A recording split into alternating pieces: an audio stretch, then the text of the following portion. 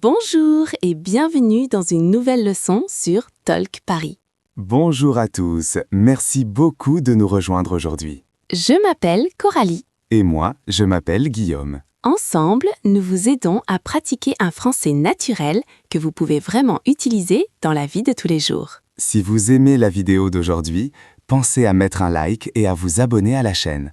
Cela nous aide énormément à continuer à créer plus de contenu pour vous. Oui, merci infiniment. Votre soutien compte énormément pour nous. Alors Guillaume, j'ai une petite question pour toi et pour toutes les personnes qui nous regardent. Quelle est ta question? Est-ce que tu peux décrire le temps qu'il fait dehors en ce moment, en français? Voyons voir. Il fait soleil et il y a un peu de nuages. Le ciel est vraiment magnifique aujourd'hui. Parfait. Mais beaucoup d'apprenants de français trouvent cela difficile. Ils veulent parler de la nature et de l'environnement en français, mais ils n'ont pas toujours le vocabulaire nécessaire. Exactement. Et c'est pour cette raison que le sujet d'aujourd'hui est si utile. Aujourd'hui, nous allons apprendre à parler de la nature et de l'environnement en français. Nous allons aborder le temps, les saisons, les plantes, les animaux et même des sujets importants comme le changement climatique et la pollution. À la fin de cette vidéo, vous serez capable de décrire une belle journée au parc ou de discuter des problèmes environnementaux avec confiance. Alors, commençons tout de suite. D'accord, Guillaume. Commençons par quelque chose dont tout le monde parle tous les jours, le temps. Excellente idée. Le temps est l'un des sujets de conversation les plus courants dans les pays francophones. C'est vrai. En France aussi, on parle très souvent du temps. Oui, alors apprenons les mots de base pour parler du temps. Coralie, quel temps fait-il aujourd'hui? Aujourd'hui, il fait soleil. Le soleil brille et il fait assez chaud. C'est très agréable. Parfait. Ensoleillé ou il fait soleil signifie qu'il y a beaucoup de soleil, presque pas de nuages, juste un ciel bleu. Et quand il n'y a pas de soleil, comment on dit? Dans ce cas, on dit qu'il fait nuageux ou qu'il y a des nuages. Par exemple, aujourd'hui il fait nuageux. Je pense qu'il va peut-être pleuvoir plus tard. Ah, la pluie. C'est un mot très important. Qu'est-ce qu'on dit quand il pleut? On dit il pleut. Par exemple, je ne peux pas sortir, il pleut. J'adore le bruit de la pluie. C'est tellement calme et relaxant. Et le vent alors? Quand il y a beaucoup de vent, on dit il y a du vent ou il fait du vent. Par exemple, aujourd'hui il y a beaucoup de vent. Tiens bien ton chapeau. Bon conseil. Donc, on a il fait soleil, il fait nuageux, il pleut et il y a du vent. Ce sont les 4 mots de base pour parler du temps. Exactement. Maintenant, faisons un petit exercice. Coralie, quel est ton temps préféré? Je pense que j'aime le temps ensoleillé. Je me sens de bonne humeur quand le soleil brille. Et toi? Moi, j'aime le temps pluvieux. Je sais que ça peut paraître bizarre, mais j'adore rester à l'intérieur avec une tasse de thé quand il pleut dehors. En fait, ça a l'air très agréable. Et quel temps tu n'aimes pas? Je n'aime pas quand il y a trop de vent. Le vent décoiffe et c'est désagréable. Moi, je n'aime pas trop le temps nuageux. Ça me rend un peu triste. C'est intéressant. Comme quoi, chacun a ses préférences. Maintenant, parlons de la température. Comment est-ce qu'on décrit s'il fait chaud ou froid? Bonne question. Quand la température est élevée, on dit « il fait chaud ». Par exemple, « il fait très chaud aujourd'hui, j'ai besoin d'eau ». Et quand la température est basse, on dit « il fait froid ». Par exemple, « il fait froid dehors, mets une veste ». Et entre les deux, ni trop chaud ni trop froid? Dans ce cas, on dit « il fait doux » ou « il fait frais ». Doux signifie un peu chaud. Frais signifie un peu froid. Tu peux donner un exemple? Bien sûr. Au printemps, le temps est souvent doux. Il ne fait ni trop chaud ni trop froid. C'est parfait. Et le soir, en automne, il fait souvent frais. On a besoin d'un pull léger. Excellents exemples. Donc maintenant, tout le monde peut décrire le temps. Il fait soleil, il fait nuageux, il pleut, il y a du vent, il fait chaud, froid, doux ou frais. Ces mots sont vraiment très utiles. Vous pouvez les utiliser tous les jours, sans exception. Maintenant, parlons des saisons. Guillaume, combien y a-t-il de saisons dans l'année? Il y a 4 saisons. Le printemps, l'été, l'automne et l'hiver. Exactement. En français, on dit le printemps, l'été, l'automne et l'hiver. Oui, ce sont les 4 saisons de l'année. Parlons de chacune d'elles. Coralie, parle-nous du printemps. Le printemps est ma saison préférée. Le printemps arrive après l'hiver. Le temps commence à se réchauffer. Les fleurs commencent à pousser et les arbres ont de nouvelles feuilles vertes. Ça a l'air très beau. Quel temps fait-il généralement au printemps? Au printemps, le temps est souvent doux et pluvieux. On dit en français « En avril, ne te découvre pas d'un fil ». Cela veut dire qu'il peut encore faire un peu frais. J'aime bien cette expression. D'accord, parlons maintenant de l'été. L'été est la saison la plus chaude. Il arrive après le printemps. Le temps est généralement ensoleillé et chaud. Beaucoup de gens vont à la plage en été. Oui, j'adore l'été. Les journées sont longues, les soirées sont chaudes et les élèves n'ont pas école. C'est pour ça que beaucoup de personnes aiment l'été. Qu'est-ce que tu fais en été, Guillaume? En été, j'aime aller nager. J'aime aussi faire des pique-niques au parc. Et toi? Moi, j'aime faire de la randonnée à la montagne. Le temps est parfait pour les activités en plein air. Très sympa. Parlons maintenant de l'automne. L'automne arrive après l'été. Le temps devient plus frais. Les feuilles des arbres changent de couleur. Elles deviennent rouges, oranges et jaunes. C'est vraiment magnifique. J'adore me promener dans le parc en automne et regarder les feuilles colorées. Moi aussi. En automne, les journées deviennent plus courtes et il fait nuit plus tôt. Et le temps en automne, comment est-il en général? Le temps en automne est souvent frais et venteux. Il faut porter une veste ou un pull. Et enfin, parlons de l'hiver. L'hiver est la saison la plus froide. Oui, l'hiver arrive après l'automne. Dans beaucoup de régions, il neige en hiver. Tout devient blanc et très froid. J'aime l'hiver à cause des fêtes. Noël, le Nouvel An, c'est une période spéciale. C'est vrai, mais le temps peut être difficile. Il fait très froid et certains jours sont gris et nuageux. Qu'est-ce que tu fais en hiver, Coralie? En hiver, j'aime rester à l'intérieur, bien au chaud. Je bois du chocolat chaud et je lis des livres. Parfois, je fais du patin à glace. Ça a l'air très agréable. Moi, j'aime faire des bonhommes de neige quand il neige. C'est amusant. Donc maintenant, tout le monde connaît les 4 saisons et leurs caractéristiques. Le printemps est doux et souvent pluvieux. L'été est chaud et ensoleillé. L'automne est frais et venteux. L'hiver est froid et parfois neigeux. Excellent résumé. Maintenant, parlons de la nature. Quand on parle de la nature, on parle des plantes, des arbres, des animaux, des oiseaux, des rivières, des montagnes, de tout ce qui est naturel. Exactement. La nature est partout autour de nous. Commençons par les plantes et les arbres. Bonne idée, Guillaume. Quelle est la différence entre une plante et un arbre? Très bonne question. Un arbre est grand et il a un tronc en bois épais. Les arbres peuvent vivre pendant de très nombreuses années. Une plante est généralement plus petite et plus fragile. Tu peux donner des exemples? Bien sûr, un chêne est un arbre très grand et très solide. On voit souvent des chênes dans les parcs et les forêts. Un pin est un autre arbre très courant. Il reste vert toute l'année. Ah oui, je connais les pins. Ils ont des aiguilles au lieu de feuilles, c'est ça? Exactement. Maintenant, parlons des fleurs. Les fleurs sont un type de plante. Une rose est une fleur très belle. Elle sent bon, mais elle a des épines. Oui, il faut faire attention aux épines. Quelle est une autre fleur courante? Le tournesol. Les tournesols sont grands et jaunes vifs. Ils se tournent toujours vers le soleil. J'adore les tournesols. Ils me rendent heureuse. Alors, on a des arbres comme le chêne et le pin, et des fleurs comme la rose et le tournesol. Et les animaux? Parlons des animaux et des oiseaux que l'on peut voir dans la nature. As-tu déjà vu un cerf, Coralie? Oui, j'ai vu un cerf une fois quand je faisais de la randonnée en forêt. Il était très beau, mais aussi un peu timide. Quand il m'a vu, il est parti en courant. Les cerfs sont des animaux très doux. Ils vivent dans les forêts et mangent des plantes. Et les petits animaux, comme les écureuils? Oh oui, les écureuils sont partout dans les parcs. Ils sont petits, rapides et ils adorent manger des noix. On les voit souvent courir sur les arbres. Ils sont vraiment mignons. J'en ai vu un hier au parc. Il mangeait quelque chose et ses petites pattes bougeaient très vite. Oui, c'est toujours amusant de les regarder. Maintenant, parlons des oiseaux. D'accord.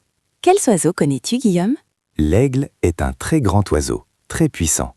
Les aigles peuvent voler très haut dans le ciel et ils ont une excellente vue. Les aigles sont impressionnants. Et les animaux plus petits et plus communs? Tu peux aussi voir des papillons dans ton jardin. Attends, en fait, les papillons sont des insectes, pas des oiseaux. Ce n'est pas grave. Les papillons sont magnifiques. Ils ont des ailes très colorées. Oui, au printemps et en été, on peut voir beaucoup de papillons voler autour des fleurs. La nature est pleine de choses merveilleuses. Des arbres, des plantes, des fleurs, des animaux, des oiseaux et des insectes. Il y a tellement de choses à observer. C'est pour ça qu'il est important de passer du temps dehors, d'aller au parc, de faire de la randonnée et de profiter de la nature. Je suis tout à fait d'accord. Et maintenant, tout le monde a le vocabulaire pour parler de ce qu'il voit autour de lui. Maintenant, parlons des différents paysages. Cela signifie les différents types de lieux naturels. Bonne idée, Coralie. Quel est ton endroit naturel préféré? J'adore la montagne. Les montagnes sont très hautes et magnifiques. Je me sens calme et paisible quand je suis à la montagne. Je suis d'accord. L'air est très pur à la montagne. Est-ce que tu aimes faire de la randonnée? Oui, j'adore marcher sur les sentiers de montagne.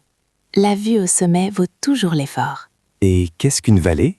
Une vallée est une zone basse entre des montagnes. Imagine deux montagnes l'une à côté de l'autre. L'espace entre elles, c'est une vallée. Ah, je comprends. Donc les montagnes sont hautes et les vallées sont basses. Exactement. Maintenant, parlons de l'eau. Où aimes-tu aller, Guillaume? J'adore l'océan. J'aime le bruit des vagues et l'odeur de l'eau salée. L'océan est vraiment magnifique. Certaines personnes disent la mer au lieu de l'océan. Les deux sont corrects. Quelle est la différence? L'océan est très très grand, comme l'océan Pacifique ou l'océan Atlantique. La mer est plus petite, par exemple la mer Méditerranée. Je vois. Et les rivières? Une rivière est de l'eau douce qui coule des montagnes vers l'océan. Beaucoup de villes sont construites près des rivières. Pourquoi? Parce que les gens ont besoin d'eau.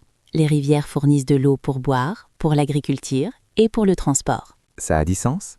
Quel est ton endroit préféré pour te détendre dans la nature? J'aime beaucoup aller au parc. Un parc est un espace vert dans la ville avec des arbres, de l'herbe et parfois une aire de jeu.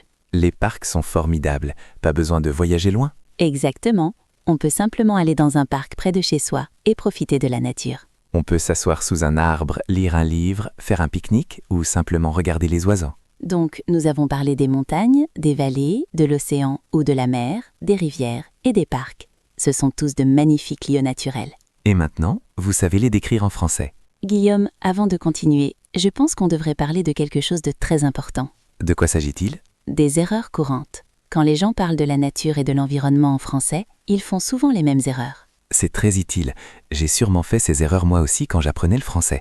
Tout le monde en fait. Justement, et dont tout le monde à les éviter. Erreur numéro 1. Beaucoup de personnes disent la nature au lieu de simplement nature. Qu'est-ce qui ne va pas avec la nature? En français, quand on parle de façon générale, on ne met pas d'article devant nature. On dit simplement nature. Tu peux donner un exemple? Bien sûr. Faux. J'aime la nature. Correct. J'aime nature. Faux. La nature est belle. Correct. Nature est belle. D'accord, donc pas d'article, juste nature. Exactement.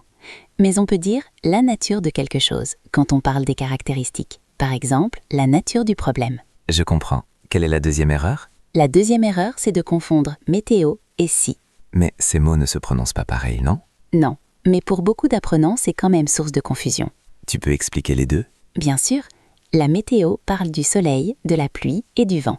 Si sert à parler d'une condition. Par exemple, je ne sais pas s'il va pleuvoir demain. Donc, quel temps fait-il parle du soleil ou de la pluie. Et je ne sais pas si je dois prendre un parapluie parle d'un choix. Exactement. Ces mots sont différents et il ne faut pas les confondre. Passons maintenant à l'erreur numéro 3. Beaucoup de personnes disent « il fait un chaud » ou « il fait un froid », au lieu de dire « il fait chaud » ou « il fait froid ». Ah oui, en français, on n'utilise pas d'article devant chaud ou froid quand on parle du temps. Exactement. On dit simplement « il fait chaud » ou « il fait froid ». Et si je dis « c'est une journée ensoleillée », est-ce que c'est correct? Oui, c'est correct, parce qu'il y a le mot « journée ». Mais on ne peut pas dire « c'est un ensoleillé » tout seul. D'accord, donc « il fait beau » ou « c'est une journée ensoleillée », mais pas « c'est un ensoleillé ». Exactement, tu as bien compris.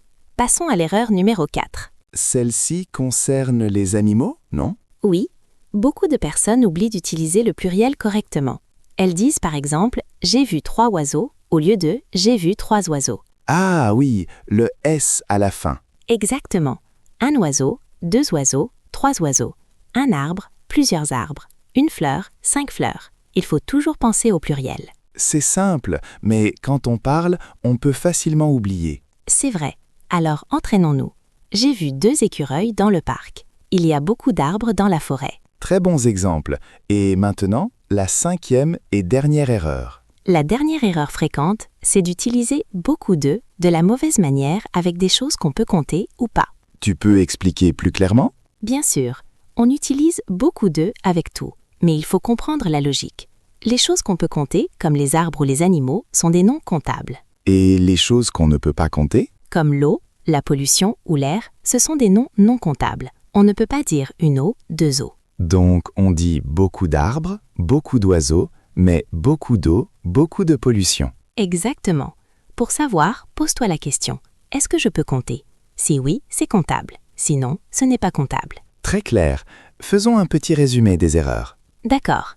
Première erreur, ne pas dire la nature quand on parle en général, mais simplement nature. Deuxième erreur, ne pas confondre la météo et si. Troisième erreur, ne pas dire il fait un chaud, mais il fait chaud. Quatrième erreur, ne pas oublier le pluriel. 3 oiseaux et pas 3 oiseaux. Et cinquième erreur, bien comprendre ce qui est comptable et non comptable, comme beaucoup d'arbres et beaucoup d'eau. Excellent.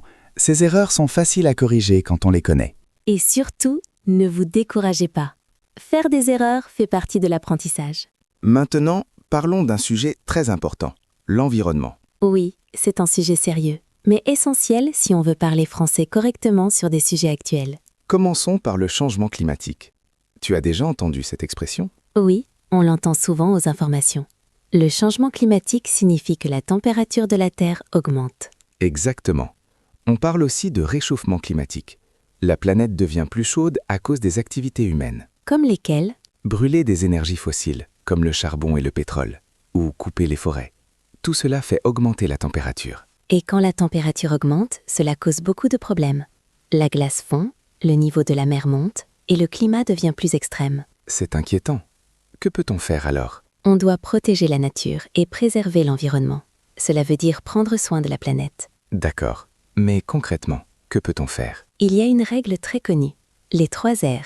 Réduire, réutiliser et recycler. Les 3 R. Peux-tu expliquer chacun? Bien sûr. Réduire, c'est utiliser moins. Moins de plastique, moins d'énergie, moins d'eau. Donc, si j'éteins la lumière quand je quitte une pièce, je réduis ma consommation d'énergie. Exactement. Réutiliser, c'est utiliser quelque chose plusieurs fois au lieu de le jeter. Par exemple, utiliser une gourde au lieu d'acheter des bouteilles en plastique. J'ai toujours une gourde avec moi. C'est très bien. Et recycler, c'est mettre les déchets dans la bonne poubelle pour qu'ils soient transformés en nouveaux objets. Comme le papier, les bouteilles en plastique ou le verre. Oui, le recyclage est très important. Parlons maintenant de la pollution. La pollution, c'est quand on rend l'air, l'eau ou la terre sale et dangereuse. Exactement. Il existe plusieurs types de pollution.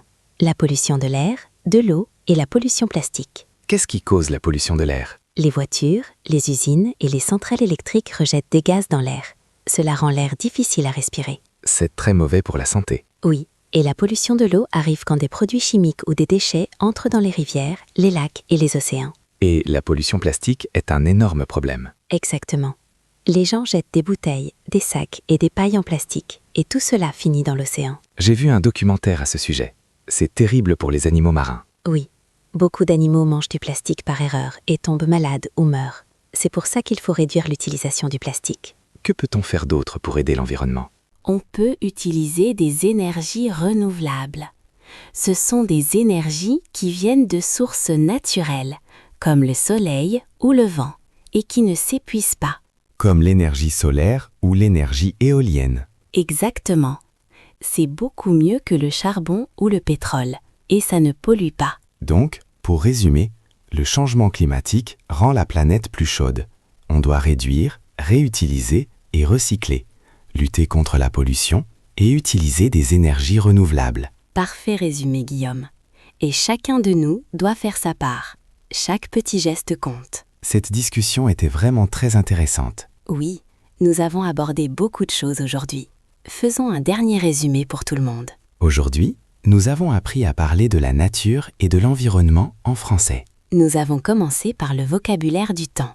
Il fait soleil, il pleut, il fait nuageux, il y a du vent, il fait chaud, froid, doux et frais. Ensuite, nous avons parlé des 4 saisons, le printemps, l'été, l'automne et l'hiver. Puis, nous avons appris des mots sur les plantes et les arbres, comme le chêne, le pin, la rose et le tournesol, et sur les animaux, comme le cerf, l'écureuil, l'aigle et le papillon. Nous avons aussi décrit différents paysages, les montagnes, les vallées, les rivières, l'océan et les parcs. Nous avons vu les erreurs courantes à éviter, et nous avons parlé de sujets importants comme le changement climatique et la pollution. Sans oublier les 3 R, réduire, réutiliser et recycler. Maintenant, vous avez tout le vocabulaire nécessaire pour parler de la nature et de l'environnement avec confiance. Que ce soit pour discuter du temps ou pour parler de problèmes environnementaux sérieux, vous êtes prêts. Et maintenant, voici la question du jour. La question d'aujourd'hui est: